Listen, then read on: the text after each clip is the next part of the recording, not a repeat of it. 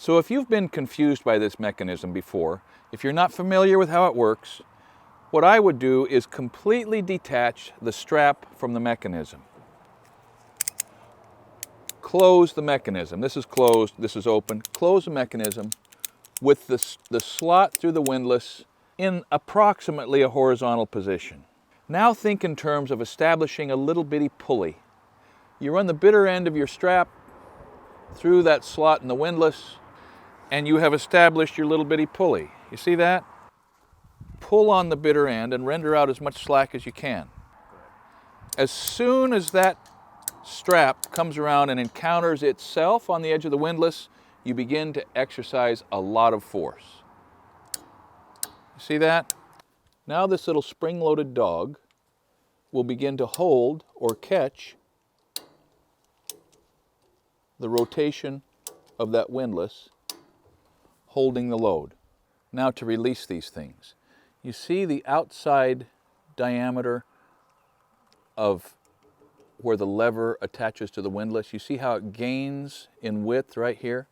That becomes an eccentric cam, which, when you pull and disengage this little clutch mechanism, comes around and disengages the dog that is holding the tension. By pulling this handle straight, the rule of thumb is if you pull your ratchet handle straight, you will have disengaged any capacity for the thing to retain its grip on your line. Let me show you that again. Tighten it up, loosen it, pull the little clutch lever, push it straight, and it will free. Let me show you one of the problems that develops if you try to wind too much material around the windlass.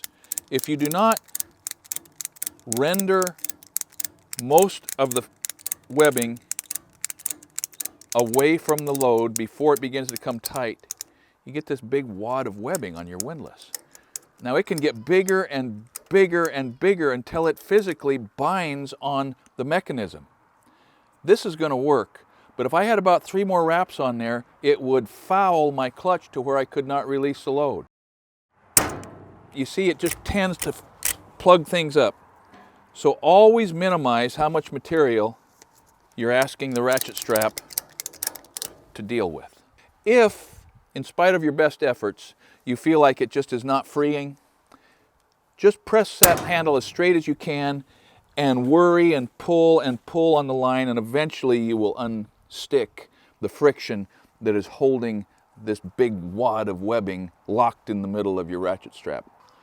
If this line did not have this single rotation, actually it's half a rotation, the top side there becomes the bottom side here, it would vibrate in the wind. It sets up a harmonic where the wind will begin to make that thing vibrate back and forth, which creates wear points. You may notice on semi-tractors that are tied down properly, there is a half twist in all of their straps which span through space and are vibrated by the wind. Tying down a load is a matter of life safety for the people behind you on the freeway, for your kids in the truck with you. It's important to be able to tie things down. Ratchet straps are wonderful. I hope this helps. I hope you recognize that it's the same mechanism regardless of the size of the ratchet strap. I'm glad you found our channel.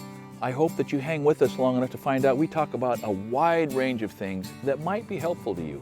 Thanks for watching.